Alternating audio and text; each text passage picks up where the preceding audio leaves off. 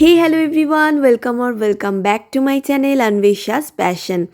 কেমন আছো তোমরা সবাই? আশা করি খুব ভালো আছো, আমিও খুব ভালো আছি। তো আজ চলে এসেছি আরও একটা নতুন ভিডিও নিয়ে। আজ তোমাদের সাথে আমার বার্থডে স্পেশাল ব্লগটা শেয়ার করব। পুরো ভিডিওটা দেখো, আশা করি খুব ভালো লাগবে।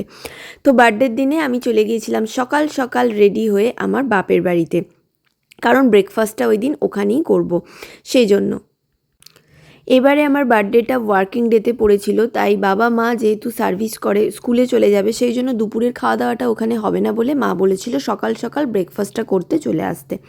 তো সেই মতো যেমন কথা তেমন কাজ, চলে গিয়েছিলাম সকাল সকাল আমার বাড়িতে।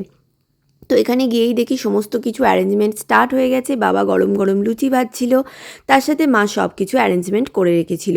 তো ফার্স্টেই স্টার্ট হলো আমার আশীর্বাদের পর্ব। ছোটোবেলা থেকে যেগুলো করে এসেছে মা, আমার বার্থডের দিনে পায়েস খাওয়ানো, দেন পুজো করে প্রসাদ দেওয়া, আশীর্বাদ করা, চন্দনের ফোঁটা দেওয়া, এগুলো সব হলো। বাইরে থাকলে তো এগুলো খুব মিস করি। লাস্ট কয়েক বছরই আমি বার্থডেতে বাইরে, আর বাইরে থাকলে কি হয়, সেরকম নিজের বার্থডেতে নিজের রান্না করতে কার ভালো লাগে। সুমন্ত জাস্ট পায়েসটা বানিয়ে দিত, ওটা খেয়ে নিতাম, আর রাতের দিকে সন্ধ্যের দিকে আমরা বাইরে আউটিংয়ে যেতাম আর কোথাও একটু রেস্টুরেন্টে ডিনারটা সেরে আসতাম। তো এটাই ছিল। বাট বাড়িতে থাকলে কি হয়, সবার সাথে মজা করে আনন্দ করে হই হুল্লোড়, বাড়ির মজাটাই আলাদা। আর বার্থডেটা আমার কাছে একটা নস্টালজিয়া। ছোটোবেলার কথাগুলো খুব মনে পড়ে যাচ্ছিল, কারণ ছোটোবেলা থেকে আমার বার্থডেটা বাবা মা মানিয়ে এসেছে। যখন একটু বড় হলাম তখন দেখতাম বুনুর বার্থডে সেলিব্রেট করা হচ্ছে, আর এবারে সত্যি ভীষণ ভালো লাগছিল। বার্থডেতে বাবা মা সবার সাথে বাড়িতে টাইম স্পেন্ড করতে পেরেছি, যদিও বুনুকে খুব মিস করছিলাম। তো দেন আশীর্বাদের পর্ব শেষ হওয়ার পরে আমি বসে গেলাম পেট পুজো করতে। তো এখানে দেখতেই পাচ্ছ অনেক কিছু বানিয়েছিল মা, গরম গরম লুচি, আলু ফুলকপি ভাজা, পনিরের তরকারি, আর বার্থডে মানে পায়েস তো হবেই। আর প্রত্যেকটা রান্নাই জাস্ট ফাটাফাটি ছিল, অসাধারণ হয়েছিল খেতে পনিরটা। A few moments later. তো দুপুরের লাঞ্চটা আমি সেরেছিলাম আমার শ্বশুর বাড়িতেই, কারণ যেহেতু বললামই বাবা মা স্কুলে গেছিলো, তো লাঞ্চটা আমি ওখানে করতে পারিনি। যদিও মায়ের খুব ইচ্ছা ছিল যে লাঞ্চটা আমি ওখানেই করি, বাট কি আর করা যাবে, আমার বার্থডে ওয়ার্কিং ডেতে পড়েছিল। তো এই দিন আমার শাশুড়ি মা ননদ মিলে প্রচুর কিছু আয়োজন করেছিল, তোমরা দেখতেই পাচ্ছ। ফ্রাইড রাইসটা আমার ননদ বানিয়েছিল, আর এখানের মধ্যে যে পনিরটা আছে, শাহি পনিরটা, ওটা আমার ভাগনা বানিয়েছিল। তো এখানে ফার্স্টে আমার শাশুড়ি মা, মিঠাই, ওপি, মানে আমার ভাগনা সবাই মিলে আমাকে পায়েস টায়েস খাইয়ে দিল।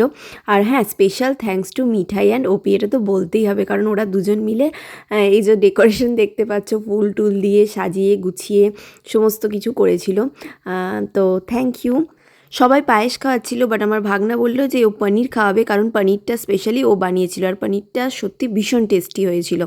তো এখানে আমার লাঞ্চে কী কী ছিল সেটাই তো বলতে ভুলে গেছি। ছিল সাদা ভাত, ফ্রাইড রাইস, 5 রকমের ভাজা, লাউ শাকের চচ্চড়ি, আলু পোস্ত, আর চাটনি, পায়েস, পাঁপড়, মিষ্টি, এগুলো তো থাকেই, মিষ্টি দই ছিল, আর ডাল আর শাহি পনির ছিল।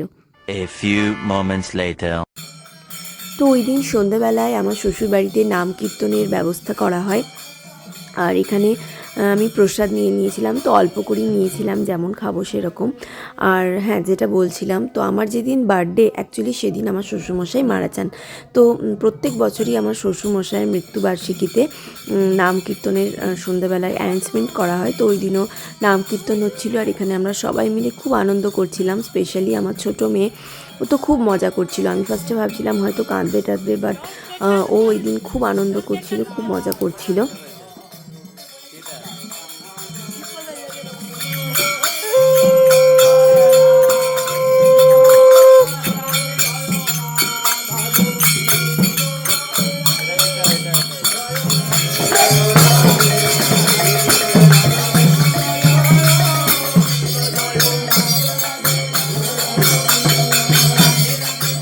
নাম কীর্তনের পর্ব শেষ হওয়ার পরে আমরা বসে গেলাম প্রসাদ খেতে।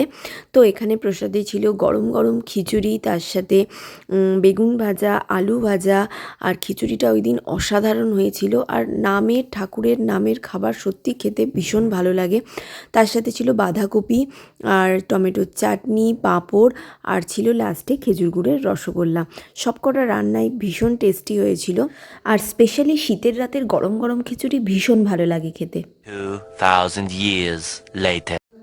তো এটা নেক্সট দিনের ভিডিও। নেক্সট দিন আমি চলে গিয়েছিলাম আমার ননদের বাড়িতে। তো ওখানে আমার ননদ আর ভাগনা মিলে আমার বার্থডেতে কেকের অ্যারেঞ্জমেন্ট করেছিল। তো ওখানে গিয়েই আমি আমার বার্থডে কেকটা কাটলাম। কেকটা যেমন সুন্দর দেখতে ছিল সেরকমই ডেলিশিয়াস ছিল। আর মিঠাই তো ভীষণ এক্সাইটেড ছিল, আমার থেকেও আমার মেয়ের এক্সাইটমেন্ট লেভেল অনেক বেশি ছিল। আর এটাই হয় সাধারণত বয়স বাড়ার সাথে সাথে নিজেদের বার্থডে সেলিব্রেট করার এক্সাইটমেন্ট তখন অতটাও থাকে না, বাচ্চাদের বার্থডে সেলিব্রেট করতেই বেশি ভালো লাগে। যাই হোক, স্পেশাল থ্যাঙ্কস টু ওপি আর দিদি আমার বার্থডেটাকে এত স্পেশাল করে তোলার জন্য। আর ওপি না থাকলে হয়তো এতটাও আনন্দ করতে পারতাম না। আর এবারের বার্থডেটা একটু বেশি স্পেশাল, কারণ আমার ছোট মেয়ে আমার সাথে ছিল আর আমি বাড়িতে সবার সাথে মজা করে আনন্দ করে বার্থডেটা সেলিব্রেট করতে পেরেছি। যদিও আমি সুমন্তকে আর আমার বুনুকে ওই দিন খুব মিস করেছি। আজকের ভিডিওটা ভালো লাগলে একটা লাইক করে দিও, চ্যানেলটা অবশ্যই সাবস্ক্রাইব করে দিও। আবারও দেখা হবে তোমাদের সাথে নতুন কোনো ভিডিও নিয়ে। Till then take care, by.